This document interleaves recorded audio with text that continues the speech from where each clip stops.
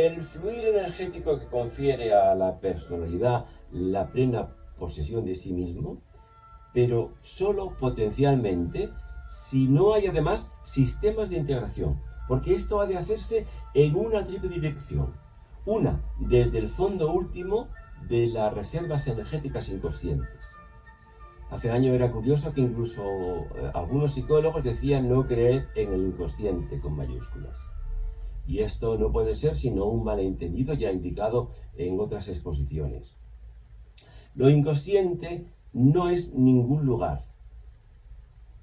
Y nadie puede negar que, como hemos afirmado en otras ocasiones, que el sujeto humano y el grupo social tiene una vida inconsciente.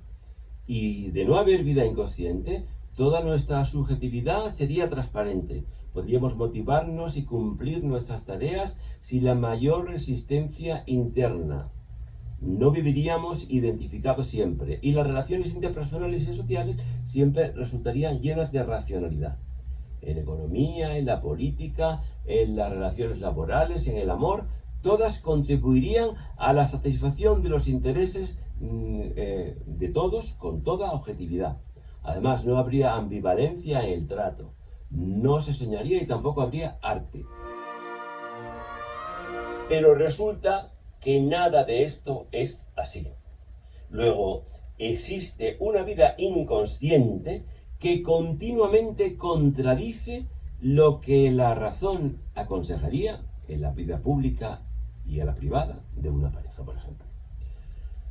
Ante el cuadro de despropósitos sociales procedentes de la irracionalidad humana, quien no admita en absoluto la vida inconsciente ha de suponer que existe entonces el diablo, y de otro modo no hay una explicación posible en la historia humana. Y ni siquiera el diablo explicaría todas las paradojas que se producen continuamente.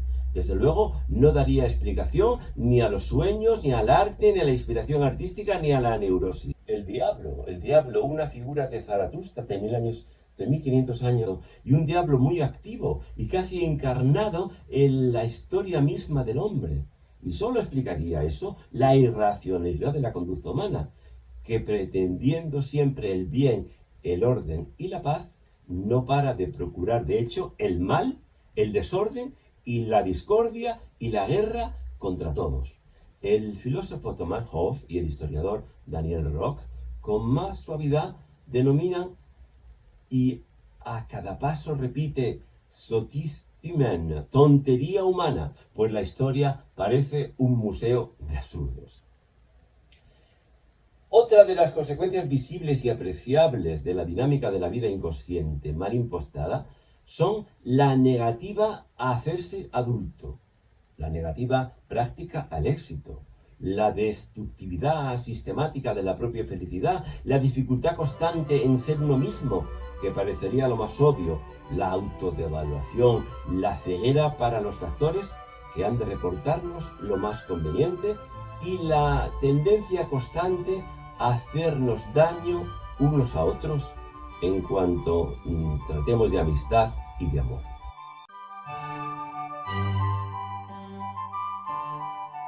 Pero nada de lo cual resultaría suficiente para dar una explicación intrínseca de que un diablo estuviera por ahí realizando estas faenas.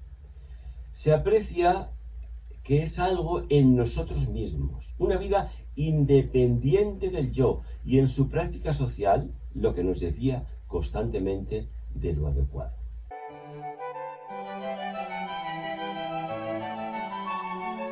Así pues, el fluir energético de la personalidad tiene tres direcciones. Una, desde el fondo último de las reservas energéticas inconscientes, sin barreras distorsionantes, hacia el núcleo consciente de la personalidad, el yo, para incrementar su capacidad de asumir y de decidir, como sucede en el organismo biológico.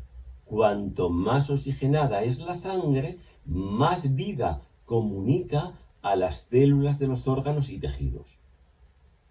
En el organismo psicológico, cuanto mayor es el incremento energético, más capaz es de asumir y de integrar la realidad.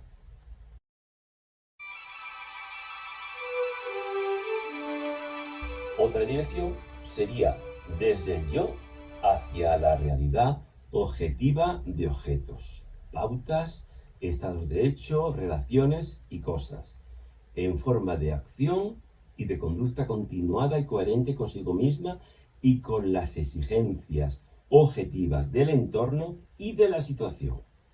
Y la tercera, también en flujo continuado, la corriente de estímulos y de información que desde la realidad incide en el yo y en la vida inconsciente.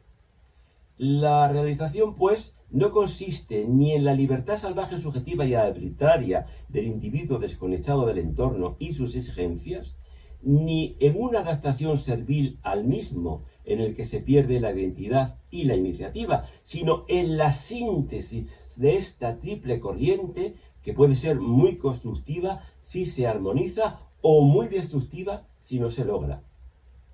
De la vida inconsciente hacia el yo, filtrada por él, y sus esquemas hacia la realidad, y la de ésta hacia el yo y hacia la vida inconsciente, para orientarla y estimularla y evitar que se pierda en fantasías regresivas y en fantasmas inoperantes.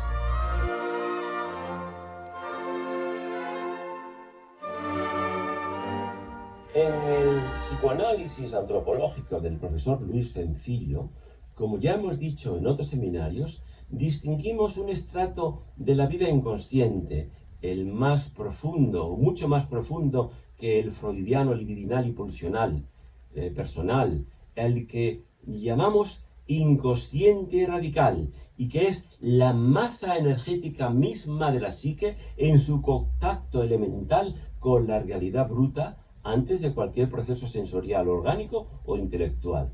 Es lo que mantiene el contacto efectivo con la realidad del entorno y nos suministra una información de primera mano, infalible y objetiva, pero muy difícil de concienciar y que resulta interferida su transmisión por los estratos inconscientes, pulsionales y fantástico-infantiles, y muchas veces solo nos sirve para saber, por una especie de presentimiento, que estamos obrando inadecuadamente, pero no sabemos el por qué, ni ese conocimiento nos retrae de obrar en contra de nuestras intenciones racionales.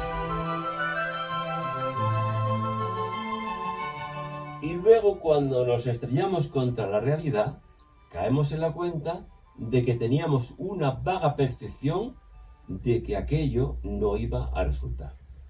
Es lo que llamamos vulgarmente el sexto sentido.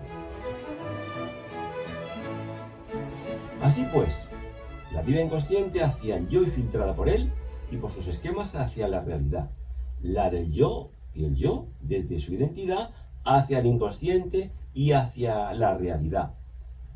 Y esto, como hemos apuntado, conferirá a la personalidad la verdadera posesión de sí misma.